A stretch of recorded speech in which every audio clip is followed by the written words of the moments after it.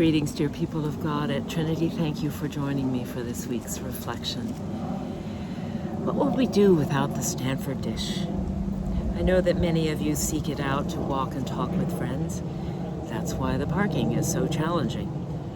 At times, the dish has felt, to me, more like my office than my office. I can meet someone in a peaceful place where there are hills and diverse walkers, wild animals and thistles. It takes about an hour and 10 minutes at a pretty good pace. I guess I like multitasking.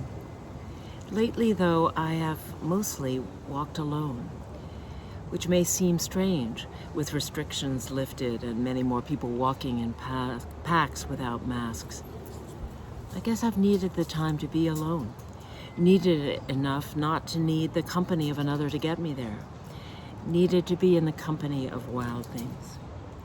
This morning, the wild thing was a hawk, hovering, wings blurry over some unsuspecting prey far below. Frankly, I felt rather relieved when it seemed to change its mind and flew off out of sight to find some other victim. But it wasn't just relief I felt as I walked on. My step was lighter, and my mind felt clearer, my heart full. And then when I came home, I read a reflection from the Reverend Cameron Trimble, and she talks about a book that talks about hawks, amongst other animals, and what we can learn from them. And I quote, "The ancients," it has been written, "recognized this magnificent bird of prey as a messenger bringing tidings to their earth walk. A hawk may be bringing you the message that you should circle over your life and examine it from a higher perspective. From this vantage point, you may be able to discern the hazards which bar you from freedom of flight. Remember, the hawk has a keen eye and a bold heart, for the hawk flies close to the light of the sun." That hawk this morning brought tidings on my earth walk as a messenger. It filled me with curiosity and wonder. Not only were my eyes lifted up, but so were my spirits.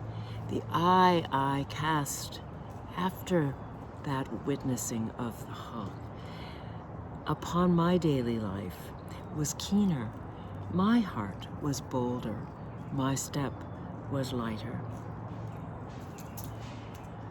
As Cameron Trimble wrote, so I hope for you that a hawk shows up today, even if it doesn't have feathers.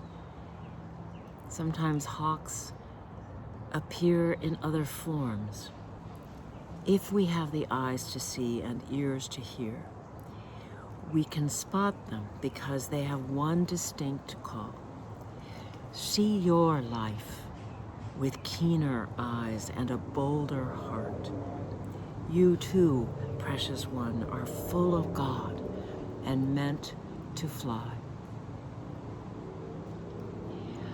I want to leave you, dear ones, with a quote from Victor Hugo about birds in flight. It is this: "Let us be like birds in flight, who landing on boughs too slight, feel them tremble, and yet laugh and sing, knowing that we have wings. May your spirit soar." Amen.